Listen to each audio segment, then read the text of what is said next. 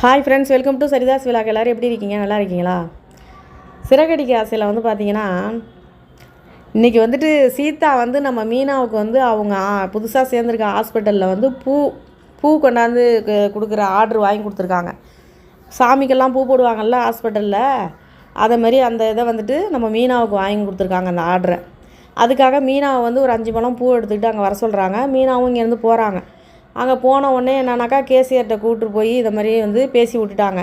உடனே சீதா மீனாவுக்கு ரொம்ப சந்தோஷம்.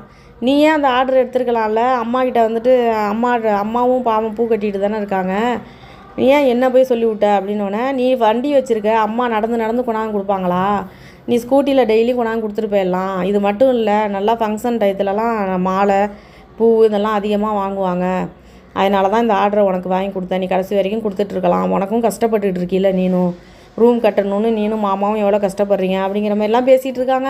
அப்புறம் சீதா சொல்கிறாங்க, இனிமேல் வீட்டுக்கு நீ கொடுக்குற பணம்லாம் கொடுக்க வேணாம், நானே பார்த்துக்கிறேன். இதுக்கப்புறம் நான் வேலைக்கு வந்துட்டேன், எல்லாத்தையுமே நான் சமாளிச்சிக்கிறேன். அம்மாவை ரெஸ்ட்டு கொடுக்க போகிறேன். அம்மா பூ கட்டிக்கிட்டு இனிமேல் கஷ்டப்பட வேணாம், நானே குடும்பத்தை பார்த்துக்கிறேன், நானே குடும்ப சுமையெல்லாம் நானே தாங்கிக்கிறேன். நீ கொஞ்ச நாள் ரெஸ்ட் எடு, உன் குடும்பத்தை பாரு, உன் புருஷனை பாருன்ட்டாங்க. மீனா சரி சந்தோஷப்படுறாங்க. அப்பா இருந்து இதை பார்த்தா ரொம்ப சந்தோஷப்படுவார் அப்படின்னோடனே, அப்பா ரூபத்தில் நான் ஒன்றை தான் பார்க்குறேன், நீ தான் என்னை படிக்க வச்ச ஆளாக்குன, நீ தான் எங்களுக்காக கஷ்டப்பட்டுக்கிட்டு இருக்க இப்போ வரைக்கும், அப்பா செத்து போகலை, உன் ரூபத்தில் நான் பார்த்துக்கிட்டு இருக்கேன்னு சீதா சொல்லி பேசிக்கிட்டே இருக்காங்க. அந்த இடத்துல நம்ம ரோஹிணி வராங்க. ஆனால் ரோஹிணி வர்றதை இவங்க 2 பேரும் பார்க்குறாங்க, சீதாவும் மீனாவும் பார்க்குறாங்க. ஆனால் ரோஹிணி பார்க்கல. ரோஹிணி நேராக ரிசப்ஷனில் போயிட்டு இந்த மாதிரி யாரோ டாக்டர் பேரை சொல்லி அப்பாயின்மெண்ட் கேட்குறாங்க.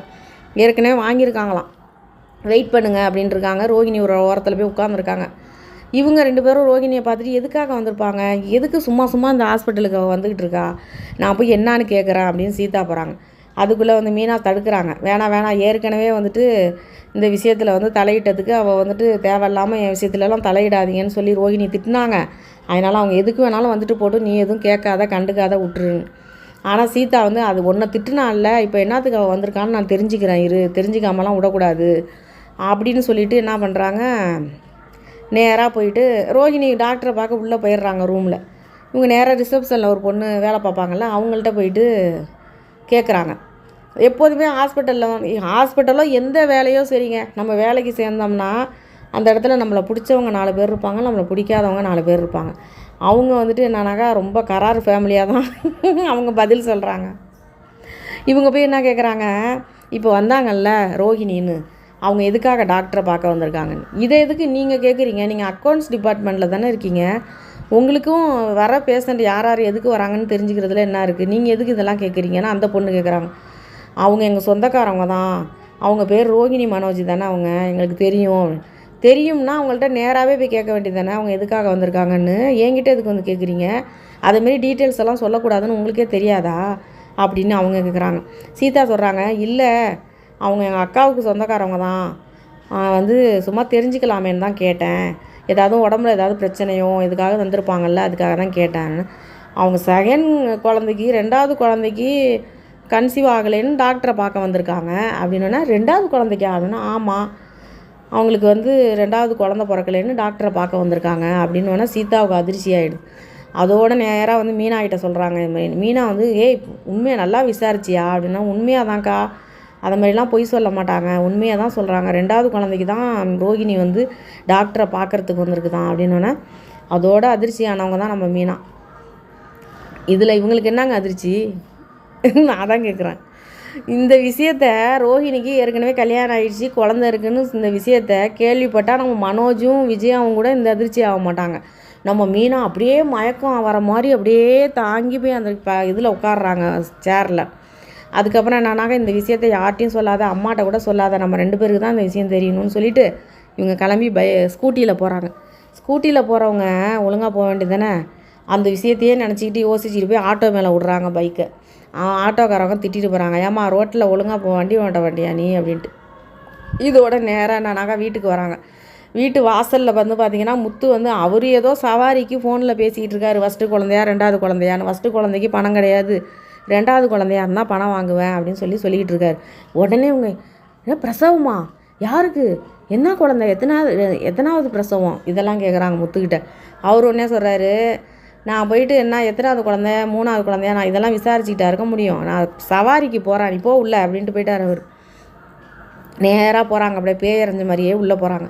உள்ளே போனோடனே விஜயா வந்து, ஏய் வீட்டில் அவ்வளோ வேலை கிடக்குது, எங்கே ஊர் சுற்றிட்டு வர அப்படின்னா, நான் ஊர் சுற்றல, பூ கொடுக்க போனான்னு இதையே சொல்லி தான் என் காதில் பூ சுற்றுற, அவ்வளோ வேலை வீட்டுக்குள்ளே கிடக்கு, போ அங்கே போயிட்டு அந்த ஃபேனை போட்டு விட்டுட்டு டீ போடு போ அப்படின்னு சொல்கிறாங்க.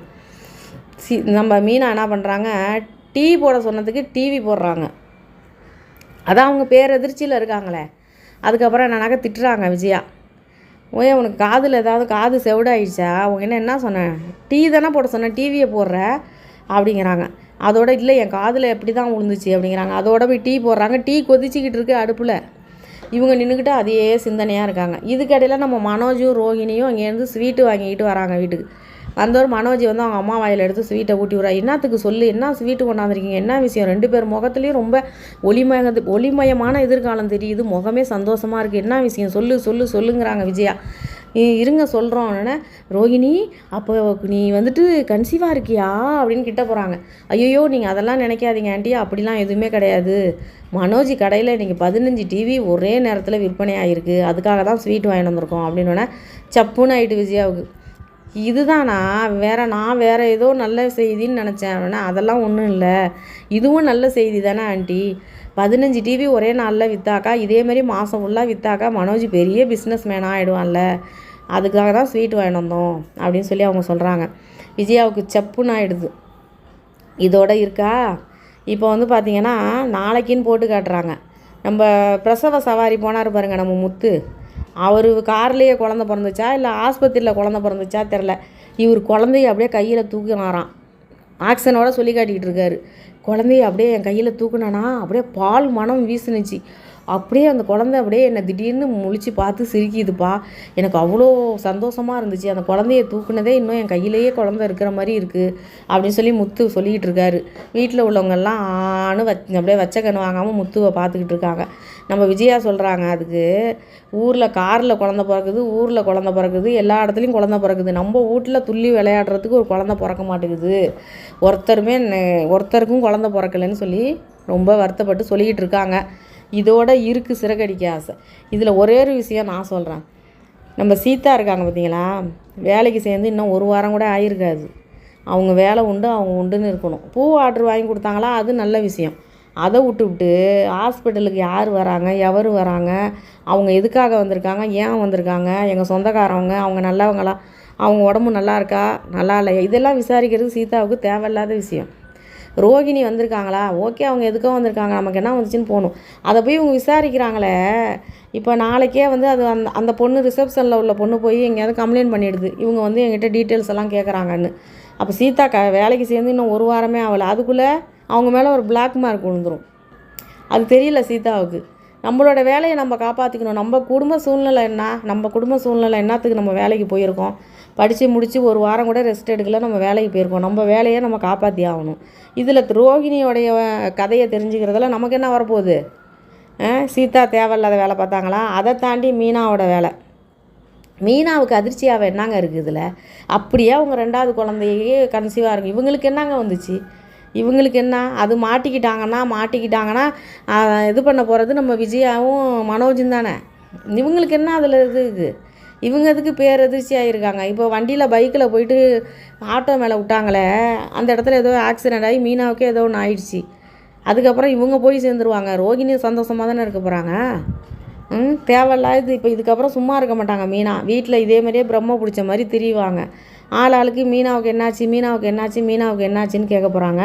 முத்து சும்மா விடுவாரா? சும்மாவே முத்து ஒரு விஷயத்த சாதாரணமாக விட மாட்டார். மீனா இப்படி உம்முன்னு இப்படியே ஒரே இடத்த பார்த்துக்கிட்டு நின்றுட்டு இருந்தா என்ன விஷயம் ஏது விஷயம்னு தோண்ட ஆரம்பிச்சிடுவார். அதுக்கு அடுத்தது கண்டிப்பாக மாட்ட போகிறது நம்ம ரோகிணி தான். கண்டிப்பாக இந்த விஷயத்தை அவங்க சொல்லிட்டாங்கன்னா மாட்ட போகிறது ரோகிணியாக தான் இருக்கும். ஆனால் ஒரு விஷயத்தில் என்னன்னு கேட்டிங்கன்னா, நம்ம மனசாட்சிப்படி பார்த்தோம்னாக்கா ரோகிணி வந்துட்டு அவங்க 2வது வாழ்க்கைக்காக 1000 பொய் சொல்லிட்டாங்க. அவங்களும் ஒரு பொண்ணு தான். 2வது வாழ்க்கை ஒன்று அமையணுங்கிறதுக்காக 1000 பொய் சொல்லிட்டாங்க. இப்போ பாதி கிணற தாண்டிட்டாங்க. இன்னும் கொஞ்சம் இருந்தால் அவங்க அந்த குடும்பத்தில் செட்டில் ஆகிடுவாங்க. அது மனோஜுக்கு ஒரு குழந்த பிறந்தா செட்டில் ஆகிடலாங்கிற இதில் தான் அவங்க இருக்காங்க. ஆனால் வந்து இடையில பிரச்சனை ஆயிடுச்சுன்னா இவங்க என்ன முடிவு எடுப்பாங்கங்கிறது தெரில. இதுக்கு மேலே போகிறதுக்கு வாய்ப்பு கிடையாது. இதுக்கு மேலே வந்து உண்மை தெரிஞ்சால் கூட நம்ம முத்துவும் மீனாவும் விட்டுற மாட்டாங்க. மெயினாக இதில் கிறிஸ்துக்காக வேண்டினாலும் ரோகிணியை வந்து சேர்த்து வச்சுருவாங்க மனோஜ் கூட. ஏன்னா கிறிஸ்து வந்து ரொம்ப பிடிச்ச மீனாவுக்கு ரொம்ப பிடிக்கும், முத்துவுக்கும் ரொம்ப பிடிக்கும். கிறிஸ்துவோட அம்மா ரோகிணி தான் தெரிஞ்சிச்சுன்னா கண்டிப்பாக கிறிஸ்துக்காக வேண்டினாலும் ரோகிணியை அந்த வீட்டை விட்டு அனுப்ப மாட்டாங்க. அது தெரிஞ்ச கதை. பார்க்கலாம் என்ன தான் நடக்க போகுது ஏதுன்னு. ஆனால் இதில் மெயினாக இந்த அளவுக்கு அதிர்ச்சி ஆக வேண்டிய இதே கிடையாது. அவங்க நார்மலாகவே இருக்கலாம். தெரியிறப்ப தெரியட்டும், எந்த விஷயமா இருந்தாலும் தெரியிறப்ப தெரியட்டும்னு அமைதியாகவே இருக்கலாம். பார்க்கலாம் என்ன தான் நடக்குதுங்கிறத நம்ம வெயிட் பண்ணி பார்க்கலாம். சிறகடிக்க ஆசையில் இன்றைக்கி இது தாங்க நடந்துச்சு. இந்த வீடியோ உங்களுக்கு பிடிச்சிருந்தா லைக் பண்ணுங்கள், ஷேர் பண்ணுங்கள், சப்ஸ்கிரைப் பண்ணுங்கள். நன்றிங்க.